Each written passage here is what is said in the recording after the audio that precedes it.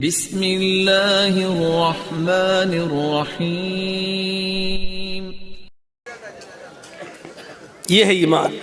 यहाँ तो हमारा ईमान का बड़ा हाल है। अगर दो चार आदमी हमें पकड़ के बांध दो जय श्री राम तो हम कह भी देंगे अपनी जान बचाने के लिए जय श्री राम। वो एक अलग मसला है कि ऐसे मौके पर नारा लगाना चाहिए या कोई मजबूर करे तो जय श्री राम कह सकते हैं कि नहीं कह सकते हैं, वो एक अलग मसला है। उस मसले पे जाएंगे तो रात बीतेगी, क्योंकि फिर दलीलें देना पड़ेंगी और सबूत देना पड़ेंगे। उस तरफ अभी हम नहीं जाना चाहते हैं मेरे भाइयों, ये एक अलग मसला है। लेकिन जरा सोचो कि आज हमारा ईमान क्या है और उनका ईमान क्या था। जो अभी इनाम मांग रहे थे वो अब कह रहे हैं कि सजा भी दे दो, लेकिन हम अब ईमान से फिरने वाले नहीं है। ये होता है ईमान, ये होता है ईमान।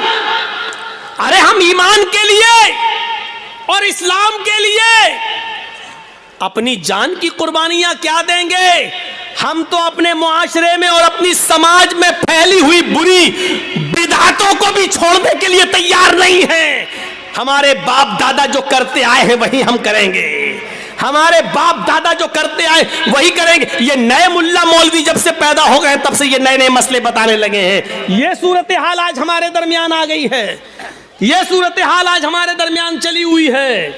कोई चीज हमारी मस्जिद में आज हो रही है, बंद हो जाती है, फिर दोबारा चालू हो जाती है।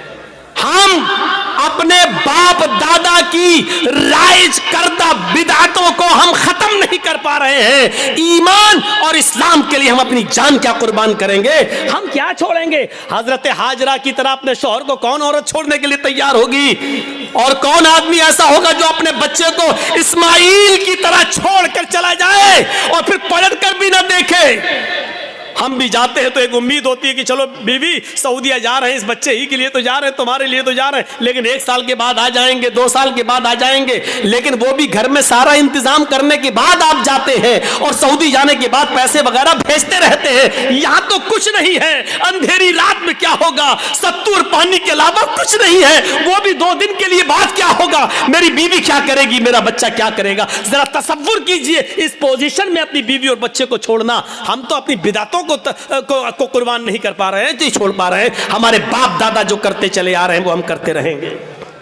वही बात लौट फिर के आती रहती है कि मौलाना साहब क्या किया जाए। मस्जिद में फर्ज नमाज के बाद इमाम के साथ दुआ मांगना कैसा है, कब्रिस्तान में दुआ करना कैसा है। किसी आदमी के मर जाने के बाद किसी मौलाना के साथ उसके घर पे जाकर भोज खाने के बाद दुआ करना उसकी मग़फ़िरत की, ये कैसा है। वही पुराने घिसे पिटे सवाल जो हम 15-20 साल से इन इलाकों में आके बोलते जा रहे हैं, वही सवाल, और आज तक हम उनको ख़त्म करने के लिए तैयार नहीं होते हैं। ये हमारी बेशर्मी का हाल है, ये हमारी बेशर्मी का हाल है। मेरे भाइयों, आज फिर एक बात को जहन में बिठा लो, दुआ करना गलत नहीं है।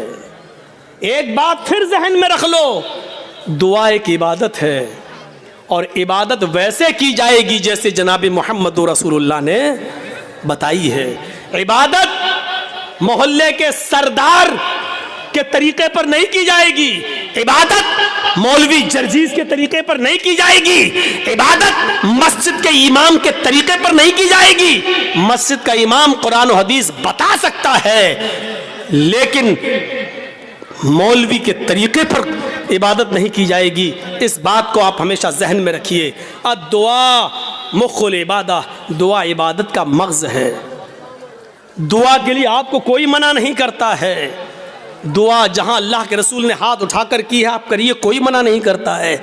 दुआ जहां हाथ उठाकर नहीं की है वहां आप हाथ उठाकर करेंगे तो वहां हम मना करेंगे, इसलिए कि हाथ उठाना साबित नहीं है। मसलन लैट्रीन में जाने की दुआ है, अब आप लैट्रीन में घुस के पढ़िए हाथ उठा के अल्लाहुम्मा इन्नी अऊज़ु बिका मिनल खुब्स वल खबाइस। अब बैठिए, बैठिए, दुआ है, क्यों हाथ नहीं उठाया। मैं पूछना चाहता हूं उन लोगों से जो मस्जिद में मजबूर करते हैं इमाम को कि हाथ उठाओ, और पब्लिक से कहते हैं हाथ उठाकर दुआ करो।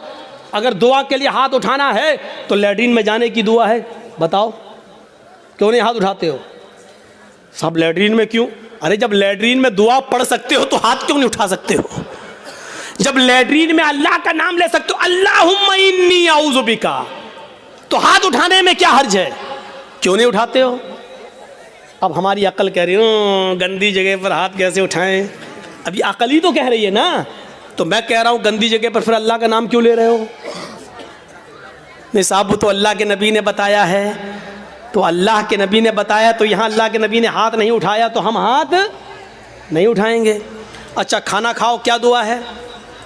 बिस्मिल्लाह या बिस्मिल्लाह व अला बरकतिल्लाह, ये दुआ है खाना खाने की। अब आप खाना बैठो, जर्जी साहब खाना लग गया, बिस्मिल्लाह, अब हम खाएं,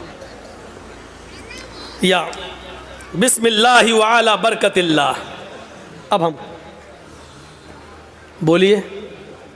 चलो ये तो लैट्रीन नहीं है, ये तो घर है। यहां पर हाथ उठाकर अगर कोई आदमी दुआ करे बिस्मिल्लाह या बिस्मिल्लाह व अला बरकतिल्लाह, तब खाना खाए, कैसा लगेगा आपको? क्यों नहीं उठाते हो? ये भी तो दुआ ही है। साहब अल्लाह के नबी ने नहीं उठाए इसलिए हम नहीं उठाए। आ गई ना बात वही, जहां नबी ने उठाया वहां उठाओ। हम भी तो यही कह रहे हैं, जहां नबी ने नहीं उठाया वहां मत उठाओ। हम भी तो आपसे यही कह रहे हैं। अच्छा, वुजू बनाया, क्या दुआ पढ़ते हो? बिस्मिल्लाह। वुजू के बाद क्या दुआ पढ़ते हो? अशहदु अल्ला इलाहा इल्लल्लाह व अशहदु अन्ना मुहम्मदन अब्दुहु व रसूलुहु अल्लाहुम्मा जअलनी मिनत तव्वाबीन व जअलनी मिनल मुतत्तहिरीन, यही दुआ तो पढ़ते हो। अच्छा, वुजू बनाने के बाद किसी को देखा, पैर धुलने के बाद आया हो, किबले की तरफ मुँह करके अशहदु अल्ला इलाहा इल्लल्लाह वहदहु ला शरीका लहु व अशहदु अन्ना मुहम्मदन अब्दुहु व रसूलुहु अल्लाहुम्मा जअलनी मिनत तव्वाबीन व जअलनी मिनल मुतत्तहिरीन। मैं पूछना चाहता हूँ, क्यों नहीं हाथ उठाते हो? यहाँ वुजू के बाद की दुआ है, हाथ उठाना साबित नहीं है। अजान के बाद की दुआ है, अल्लाहुम्मा रब्ब हाज़िहि दावति ताम्मा व सलातिल काइमा आति मुहम्मदनिल वसीला वल फजीला, लेकिन हाथ उठाना साबित नहीं है। चांद देखकर दुआ मांगना साबित है, चांद देखकर दुआ मांगी जाए, लेकिन हाथ उठाना साबित नहीं है। इसी तरीके से कब्रिस्तान में जाकर दुआ करना जायज है। अल्लाह के नबी ने फरमाया इस्तगफिरू लि अखीकुम, अपने भाई के लिए दुआ करो। हर आदमी को मिट्टी देने के बाद अपने भाई के लिए दुआ करना चाहिए, लेकिन यहां हाथ उठाना साबित नहीं है। जैसे इन जगहों पर हाथ उठाना साबित नहीं है, ऐसे ही कब्रिस्तान में भी हाथ उठाकर दुआ करना साबित नहीं है। या है तो हमें बताओ कहां है? नहीं साहब, उठा लें तो हर्ज क्या है? अब इसका जवाब सुनो। अरे हमने हाथ उठाकर दुआ कर ली तो हर्ज क्या है? तो अब मुझे जवाब दो, लैट्रीन में हमने कह दिया हाथ उठाकर अल्लाहुम्मा इन्नी औज़ु बिका मिनल खुब्ज़ि वल खबाइस, तो हर्ज क्या है? मुझे इतना बता दो। अज़ान के बाद हमने हाथ उठाकर दुआ मांग ली है, अशहदु अल्ला इलाहा इल्लल्लाह, हर्ज क्या है? मुझे बता दो। यहां आपको हर्ज लगता है, मुझे कब्रिस्तान में हाथ उठाकर दुआ मांगने में हर्ज लगता है। क्यों इस्लाम को अपने और अपने बाप दादा के तरीके पर चलाना चाहते हो? इस्लाम चलेगा तो सिर्फ फातिमा के बाप के तरीके पर चलेगा।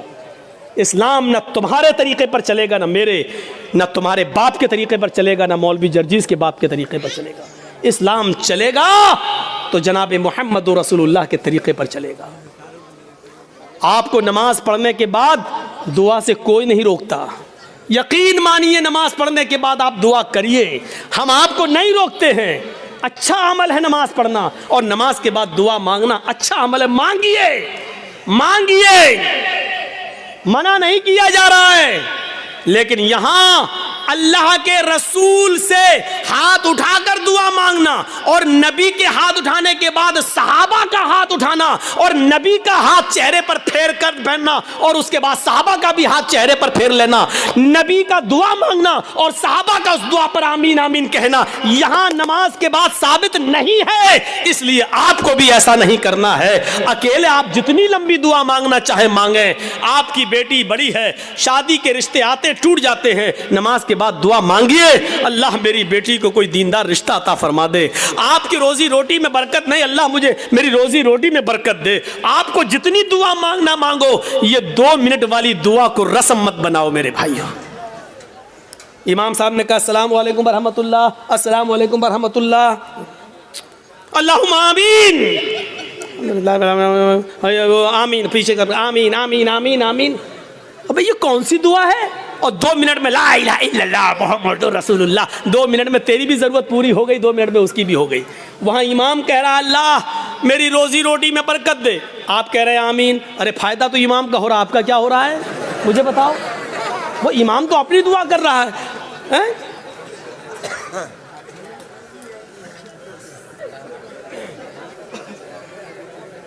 अब इमाम बेचारा कुंवारा है, शादी नहीं हुई है, इमाम कह रहा अल्लाह मुझे दीनदार लड़की अता फरमा, आप कह रहे हैं आमीन। फायदा तो इमाम का हो रहा, तुम्हारा क्या हो रहा है? अरे इमाम अपनी दुआ मांगे, तुम अपनी दुआ मांगो यार। इमाम की अपनी जरूरतें हैं, तुम्हारी अपनी जरूरतें हैं।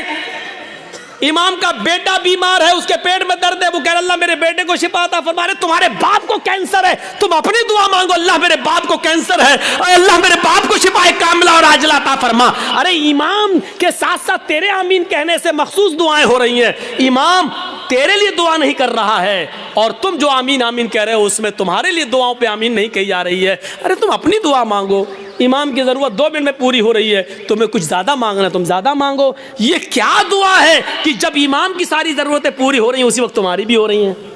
2 मिनट में तुम्हारी भी दुआ हो गई, उसकी भी दुआ हो गई। अब हमने कुछ और मांगना था लेकिन अब हम नहीं मांग पा रहे हैं क्योंकि इमाम ने हाथ फेर लिया, हमें भी फेरना पड़ रहा है। अब हमें कुछ और मांगना है। मेरी बीवी हमें कुछ समझती ही नहीं है, अब कह अल्लाह मेरी बीवी को मेरा फर्मा बरदार बना दे। अब इमाम तो हाथ फेर चुके हैं, अब कैसे दुआ मांगे? अब मांगना चाह रहे हैं लेकिन हाथ गिर भी नहीं रहे, लेकिन मजबूरी में फेरना पड़ रहा है। अब फेरना पड़ा, अब मुंह में कहना पड़ रहा अल्लाह मेरी बीवी को हिदायत दे। इसको आदत मत बनाइए मेरे भाई। दुआ को हम मना नहीं कर रहे हैं, नमाज के बाद भी दुआ को मना नहीं कर रहे हैं। दुआ को हम सिर्फ इसलिए मना कर रहे हैं कि सलाम फेरने के बाद आदमी आज़ाद हो गया है। वो अपनी दुआ मांगे, आप अपनी दुआ मांगिए। वो 2 मिनट मांगो, 5 मिनट मांगो, 10 मिनट मांगो, 15 मिनट मांगो, आधा घंटा मांगो। और दुआ तो मेरे भाइयों मजमे में सही बताऊं तो दुआ का हक अदा ही नहीं होता है। दुआ का हक अदा तो तन्हाई में होता है, जब कोई ना देख रहा हो, 2 रकात नमाज पढ़ के अपने आप को सबसे छिपा कर रो रो कर आंखों से आंसू बहा बहा कर दुआ की जाए, तब दुआ का मज़ा कुछ और है। मेरे भाइयों ये दुआ का मजाक है। अल्लाह गांव में बहुत ज़्यादा लफड़ा, अल्लाह मेरे गांव में बरकत दे, अल्लाह मेरे चौधरी को समझा दे, अल्लाह मेरे ये आमीन मोहम्मद रसूलुल्लाह। ये दुआ का मजाक है यार, मत बनाओ मजाक। इतना मजाक दुआ का कभी नहीं बनाया गया जितना हम दुआ का मजाक बना रहे हैं।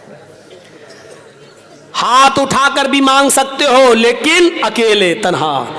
कब्रिस्तान में दुआ मांगने का हुक्म है और हर शख्स को दुआ मांगना चाहिए, लेकिन वहां हाथ उठाना साबित नहीं है। वहां सिर्फ हुक्म है इस्तगफिरू लिअखीकुम, अपने भाई के लिए दुआ करो, सिर्फ दुआ है। अगर हाथ उठाना होता तो अल्लाह के नबी कहते अपने भाई के लिए दोनों हाथ उठाकर दुआ करो। और यह आता कि अल्लाह के रसूल ने फला फला के दफनाने के बाद आपने दोनों हाथ उठाकर दुआ की है, आता हदीस में, लेकिन हदीस की किसी किताब में नहीं आया अल्लाह के रसूल ने किसी भी सहाबी को दफन करने के बाद अपने हाथों को उठाकर दुआ की हो, कहीं नहीं आता है। हाँ ये आया कि अल्लाह के रसूल ने कब्र में सहाबी को दफन करने के बाद सहाबा से फरमाया इस्तगफिरू लिअखीकुम, अपने भाई के लिए दुआ करो। आप चाहते तो कह सकते थे मैं दुआ कर रहा हूं, आप लोग आमीन आमीन बोलो, अल्लाह जिसका इंतकाल हुआ उसके रूह को आला इल्लीन के अंदर जगह अता फरमा, अल्लाह उसके पसमानदगान को सब्र जमील अता फरमा। आप चाहते तो कब्रिस्तान में सब दुआ कर सकते थे, लेकिन आपने न की ऐसे और न लोगों ने आमीन कहा, बल्कि आपने सबको हुक्म दिया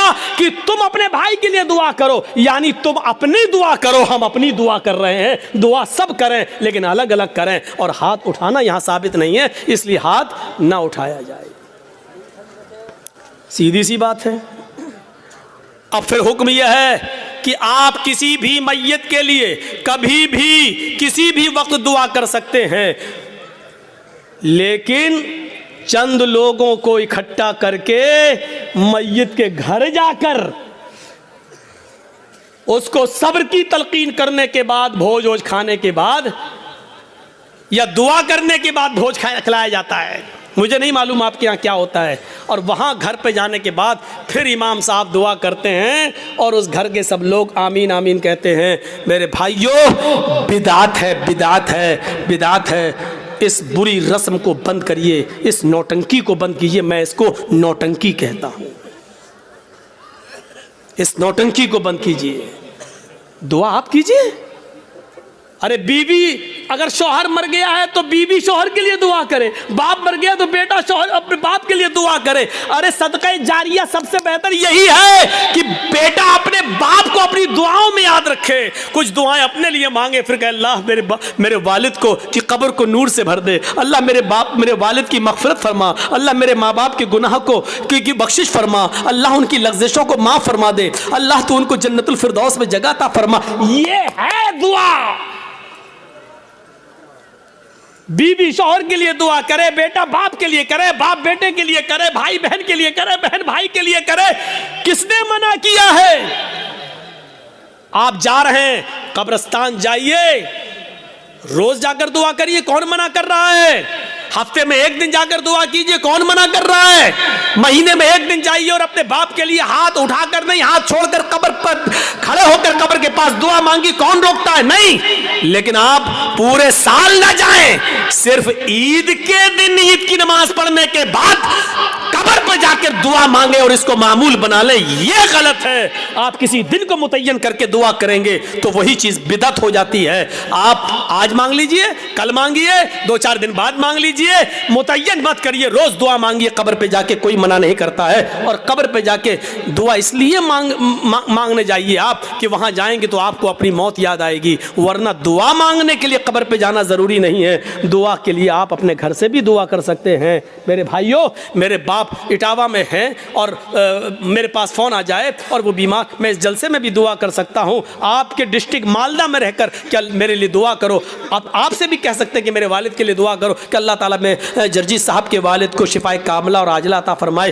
कोई बुराई की बात नहीं है। दुआ के लिए किसी के घर जाकर ही दुआ की जाए या कब्रिस्तान जाकर दुआ की जाए, ये ज़रूरी नहीं है। लेकिन अगर आप जाएंगे तो आपको अपनी मौत भी याद आएगी कि एक दिन हमको भी इस जगह आना है, इसलिए आप अगर जाते हैं तो ठीक है। इसी तरीके से मेरे भाइयों याद रखिएगा, कोई भी काम हो अगर शरीयत की रोशनी में ठीक है तो करेगा। बहुत से लोग क्या करते हैं, बेटे का खतना हो रहा है, खाना दावत कहते हो, साहब आज दावत है आपकी, किस बात की दावत? बच्चे का खतना करा रहे हैं। याद रखना, इस्लाम के अंदर सिर्फ 2 ही खाने को जायज़ करार दिया और उसका हुक्म है, एक वलीमा, शादी के बाद बीवी जब घर पे आए तो उस बीवी के साथ एक रात गुजारने के बाद दूसरे दिन वलीमा करना। बहुत से लोग ये कहते हैं कि बीवी के साथ जब तक मुजामियत या हमबिस्तरी न कर ली जाए वलीमा नहीं। बीवी आ गई, रात आप उसके साथ बैठ गए, 2-4 गुफ्तगू हो गई, बातें हो गई, बस हो गया, उसके बाद सुबह होकर आप वलीमा कर सकते हैं, जायज़ है आपके लिए। अगर सोहबत और हमबिस्तरी हो जाए तो और अच्छी बात है, ठीक है, उसके बाद दुआ करिए और वलीमा करिए। ठीक, एक तो वलीमा सुन्नत है। दूसरी बात सुन लीजिए, लड़की वाले के यहाँ खाने का कोई सबूत नहीं है। जिसको चोर और डाकू बन के जाना हो वो जाए। लड़की वाले को न खिलाने का हुक्म है, न लड़की वाले के यहाँ ज़बरदस्ती बैठकर खाने का हुक्म है, न शरीयत ने लड़की वाले को खिलाने का मुकल्लफ बनाया है। वलीमे को सुन्नत कहा है। एक सहाबी अल्लाह के नबी के पास आए, आपने देखा उनके कपड़ों पर कुछ पीलापन है, जाफरान लगी हुई है, खुशबू आ रही है। आपने कहा ये क्या? कहा अल्लाह के नबी शादी कर ली। अच्छा, सैयबा से या बाकिरा से, कुंवारी या शादीशुदा थी, तलाकशुदा? कहा अल्लाह के नबी बाकिरा तो नहीं है, कुंवारी, लेकिन हाँ एक बेवा से शादी की जिसका शौहर इंतकाल हो चुका। ऐसा क्यों किया? कुंवारी से शादी करते। कहा अल्लाह के नबी मेरे माँ बाप का इंतकाल हो चुका है और वो इस दुनिया में नहीं है, मेरी छोटी छोटी बहनें हैं, मेरी छोटी छोटी बहनें हैं, मैंने सोचा कि एक ऐसी औरत से निकाह करूं जिसको बच्चे पालने की महारत हो, तजर्बा हो, ताकि वो मेरी बहनों की अच्छी तरबियत कर सके। इस मकसद से मैंने शादी की। आपने कहा अच्छा कोई बात नहीं, वलीमा किया? कहा नहीं। आपने कहा वलीमा करो, देखिए हुक्म है, औलिम वलौ बिशातिन, वलीमा करो, अगर ज़्यादा ताकत नहीं तो एक बकरी ही का करो, लेकिन करो। वलीमा करने से लोगों को पता चल जाएगा कि इसकी शादी हुई है, ये लोग नाजायज़ तरीके से नहीं रह रहे हैं, जायज़ तरीके से रह रहे हैं। वलीमे का हुक्म है, वलीमा करना चाहिए। एक ये खाना, उसका हुक्म मौजूद है। और दूसरा अकीका। अकीके की दो शक्लें होती हैं। दो शक्लें ये हैं कि 7वें दिन जब आप बच्चे का अकीका करें तो मोहल्ले के लोगों को आप बुलाकर अपने घर खिला भी सकते हैं, लेकिन मोहल्ले वालों को बुलाने के साथ साथ गरीबों का ख्याल रखा जाए। ऐसा ना हो कि सिर्फ अमीर आए और गरीबों को नज़रअंदाज कर दिया जाए, क्योंकि गरीबों का हक ज़्यादा है इसमें। गरीब और मिस्किन ढूंढे जाएँ, कौन है ज़रूरतमंद, उनकी दावत दी जाए। एक तो ये तरीक़ा है। और दूसरा तरीक़ा अकीके का ये है कि अगर आप सबको बुलाकर अपने घर नहीं खिलाना चाहते हैं तो अगर लड़की है तो 1 बकरी, लड़का है तो 2 जानवर ज़िबा करके उसका गोश्त गरीबों मिस्किनों में और मोहल्ले के लोगों में तकसीम कर दिया जाए, तब भी आपका अकीका हो जाएगा। अपने घर खिला भी सकते हैं। ये एक अकीका। अकीके के अलावा, वलीमे के अलावा और कोई खाने का हुक्म और सबूत नहीं है हदीस के अंदर। यहां तक कि कोई हाजी हज करके आता है और वो खुशी में अपने गांव वालों को खिलाता है, इसका मतलब यह है कि वो अपने हज की रिया और नमूद कर रहा है, दिखावा कर रहा है, लोगों को ये बता रहा है कि देखो मैं हज करके आया हूं, इस खुशी में मैं लोगों को खाना खिला रहा हूं। हाजी को हज का खाना भी नहीं खिलाना चाहिए। अगर ऐसी इबादतों पर खाना खिलाना जायज़ होता तो फिर नमाजी को नमाज पढ़ के आने के बाद भी खिलाना जायज़ होता। फिर ईद की नमाज पढ़कर भी किसी को दावत दे तो उसकी दावत भी जायज़ होती। मेरे भाइयों, क्योंकि यह इबादत है और फिर इबादत पर फिर एक आम रस्म बन जाएगी। फिर ज़कात देने वाला ज़कात देने की खुशी में खिलाएगा, लो आज हमने इतनी ज़कात दी। फिर रमज़ान का रोज़ा रखने के बाद 30 रोज़े पूरे होने के बाद फिर लोग की दावत दो, ओ मैंने 30 रोज़े रख लिए। लो, हज भी एक इबादत है। जब इन इबादतों पर आप किसी को खाना नहीं खिलाते हैं तो हज पर भी आप किसी को खाना नहीं खिला सकते। जब हज जैसी इबादत पर खाना नहीं खिला सकते